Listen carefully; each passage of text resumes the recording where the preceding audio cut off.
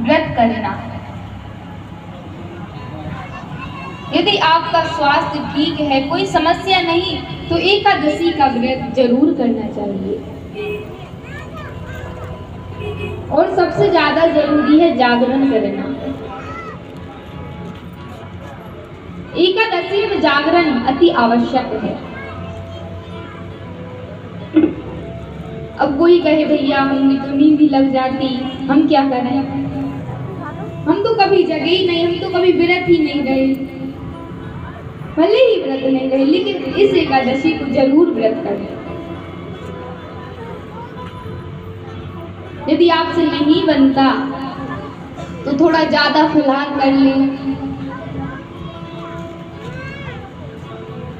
दोनों टाइम फलाहार कर लें, ज्यादा ही भूख लगे तो। लेकिन एकादशी का व्रत जरूर रहना चाहिए, जागरण जरूर करना चाहिए। कबीरदास जी कहते हैं कि कबीरा सोता क्या करे और जागे जपे मुरारी, एक दिन ऐसा आएगा सोना पांव पसारी। अति आवश्यक है जागरण करना एकादशी के दिन।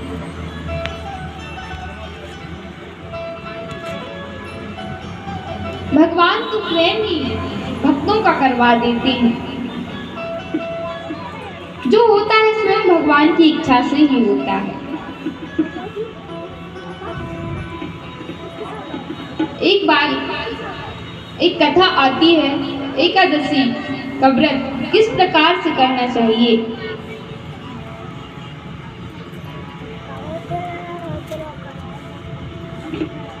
गंगा मैया के तट पर एक धोबी और एक धोबन रहा करते थे।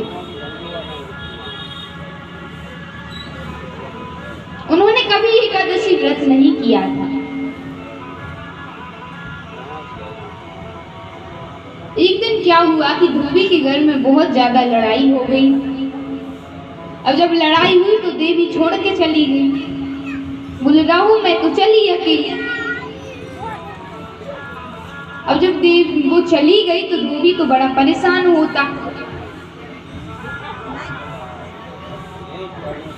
क्योंकि उसे तो एक तो कपड़े भी धोना होता और ऊपर से भोजन बनाकर भी खाना पड़ता। अब धोबी नार कई दिनों तक नहीं आई तो धोबी बड़ा परेशान हुआ। जो धोबी के ग्राहक थे उनने उससे पूछा, जब वह गंगा तट पर लेट जाता, ज्यादा समय हो जाता, तो उन्होंने पूछा कि भैया इतना लेट क्यों हो जाते हो। तो उसने कहा कि मेरी पत्नी मुझे छोड़कर चली गई, इस कारण से मैं लेट हो जाता हूँ, भोजन वगैरह बनाना पड़ता है। इस प्रकार से जब कहा तो उन सब ने उसे समझाया और कहा कि भैया एक काम करो, यदि तुम्हारी पत्नी बार बार छोड़कर जाती है तो अगली बार अगर वह आए तो गेट बंद कर देना, उसे अंदर मत आने देना। कहा कि हाँ भैया तुमने तो बहुत अच्छी सलाह दी, अब मैं ऐसा ही करूंगा।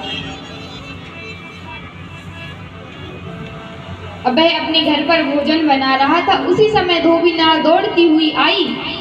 जैसे ही दूर से देखा कि दौड़ती हुई आ रही, अपने गेट बंद कर दिए। और उसी दिन भीमसेनी एकादशी थी। अच्छे टिक्कर बना रहे थे हाथ के, पत्नी आई, गेट बंद कर लिए। अब वह बाहर से चिल्लाती कि गेट खोलो। वह अंदर दरवाजे के पास खड़ा कहता नहीं मैं गेट नहीं खोलूंगा। कहा क्यों? कहा कि मेरा घर है, अब तू नहीं रह सकती, जा यहाँ से। वो बाहर से चिल्लाती कि नहीं मेरा घर है, तुम नहीं रह सकते, मैं रहूंगी। और यह अंदर से चिल्लाता। दोनों की लड़ाई चलती रही, पूरा दिन व्यतीत हो गया, पूरी रात व्यतीत हो गई, लेकिन लड़ाई बंद नहीं हुई। सुबह सुबह जब लड़ाई खत्म हुई तो सबने सोचा कि आज तो न जाने क्या हुआ। पूरे 2 दिन हो गए हैं, दोनों धोबी धोबन पूरे दिन पूरी रात लड़े और उसी दिन उनके भाग्य से एकादशी थी। उनने निराजल रहकर एकादशी का व्रत किया। देखिए, जो होता है भगवान की इच्छा से होता है। उन्होंने कभी एकादशी नहीं करी, लेकिन लड़ते लड़ते दिन रात व्यतीत हो गई। इतने लड़े कि एकादशी का व्रत हो गया और रात जागरण भी हो गया। एक बार तीर्थराज प्रयाग में, तीर्थों के राजा प्रयाग जी में एक अप्सरा स्नान करने आई। सोचा कि चलो मैं भी गंगा मैया स्नान करके आऊं। अपने रथ से अप्सरा आई, सोचा ब्रह्म मुहूर्त में स्नान कर लूंगी। अब जैसे ही स्नान करे, स्नान करके जा ही रही थी, उसी समय एक भट्टा जो होता है, भट्टा तो सब जानते हैं, गांव में चलता है, बैगन, उसका जो ऊपर का जो होता है, उसी से उनका जो चादर था वह फंस गया। जैसे ही चादर फंसा तो वह तो अप्सरा थी। उनका रथ वहीं पर रुक गया। उसी समय वह रथ उड़ता ही नहीं। जैसे ही चादर फंसी, वह अप्सरा वहीं बैठ गई। अब जो लोग तीर्थराज प्रयाग में आए, गंगा स्नान करने आए, अब गंगा स्नान तो ना करें, अब स्वर्ग से अप्सरा आ जाए तो सब अप्सरा के दर्शन करने आए। बहुत भीड़ जुड़ गई अप्सरा के दर्शन करने के लिए। अप्सरा ने घबराते हुए कहा कि भैया, यदि किसी ने एकादशी का व्रत किया हो तो मेरे रथ में 2 लोटे जल डाल दे गंगा मैया का, तो मैं चली जाऊं। बहुत से व्यक्ति, बहुत सज्जन आदमी थे वहां पर, लेकिन किसी ने नहीं कहा कि हमने एकादशी व्रत किया है, क्योंकि एकादशी व्रत करता ही कौन है। एकादशी व्रत में इतने नियम है कि थोड़ा बहुत नहीं, बहुत से नियम करने पड़ते। सब नियम तो हमसे होते नहीं।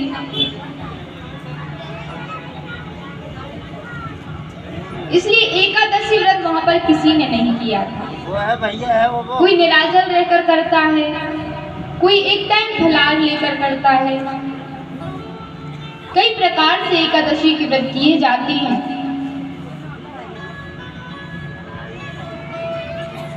सबने मना कर दिया कि हमारा व्रत कैसे ही न कैसे टूट जाता है, हमने तो नहीं किया। उसी समय धोबी और धोबी नार आए। दोनों ने आकर के कहा कि हमने एकादशी व्रत किया है।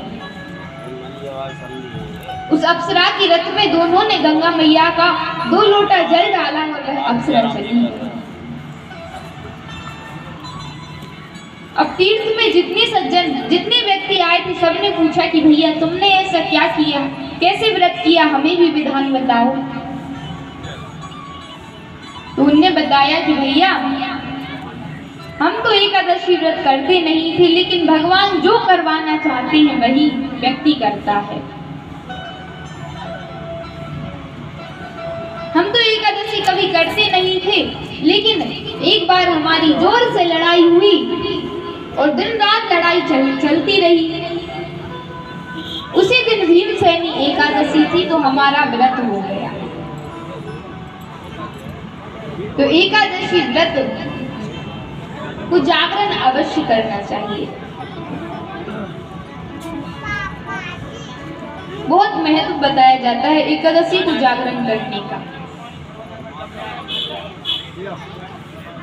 क्योंकि ये मनुष्य शरीर केवल सुख भोगने के लिए नहीं मिला, साधना करने के लिए मिला है, प्रभु को पाने के लिए मिला है कि हे परमात्मा, हमें दूसरा जन्म न लेना पड़े। इसी जन्म में हम इस मानव रूपी चादर को इतना स्वच्छ कर लें कि फिर हमें अगला जन्म लेने की जरूरत ना पड़े।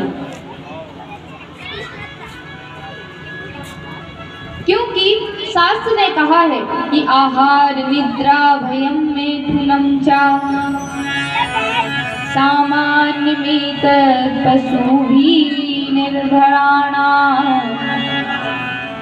धर्मो हि तेषां धिको विशेषः धर्मे हीना पशुभिः समाना। आहार करना, निद्रा लेना, भोजन तो हम सब करते हैं, आहार लेना तो हम सब जानते हैं,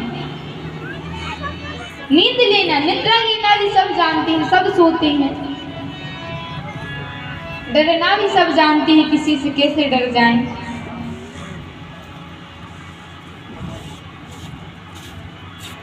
यह सब जानते हैं तो यह सब जान के फायदा क्या हुआ? यह तो पशु पक्षी भी जानते हैं, अपने बाल बच्चों का पेट भरना, खाना पीना, सो जाना, यह तो पशु भी जानता है। तो आप में और पशु में फर्क क्या हुआ? धर्मेण हीना पशु भी समाना। यदि व्यक्ति में धर्म नहीं,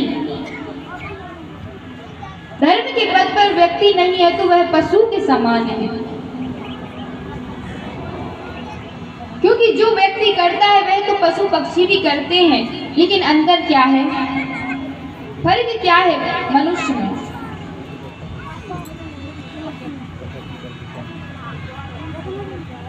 मनुष्य विवेकी होता है, वह धर्म पर चल सकता है। धर्म के पग पर मनुष्य चल सकता है। यही फर्क मनुष्य में है कि वह भगवान की ओर जा सकता है। पशु में इतना विवेक नहीं होता कि मैं भजन कर लूं भगवान का। मनुष्य में ही इतना विवेक होता है कि वह धर्म के पथ पर चले, धर्म की राह पर चले।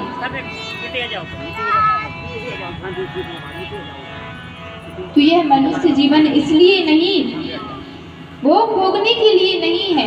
इस मनुष्य जीवन को पाकर तप करो, साधना करो, भगवान का भजन करो, प्रभु का नाम लो। क्योंकि हमें यह मनुष्य तन जो मिला है, मनुष्य का जीवन जो मिला है, यह एक नाव जैसा है। यही समझिए कि भगवान ने संसार सागर से पार जाने के लिए हमें ये मानव रूपी नाव दी है, जिसमें बैठ करके हम पार हो जाएं। गोस्वामी तुलसीदास जी श्री रामचरितमानस में कहते हैं कि नरतन भव बारिधि कहूँ मेरो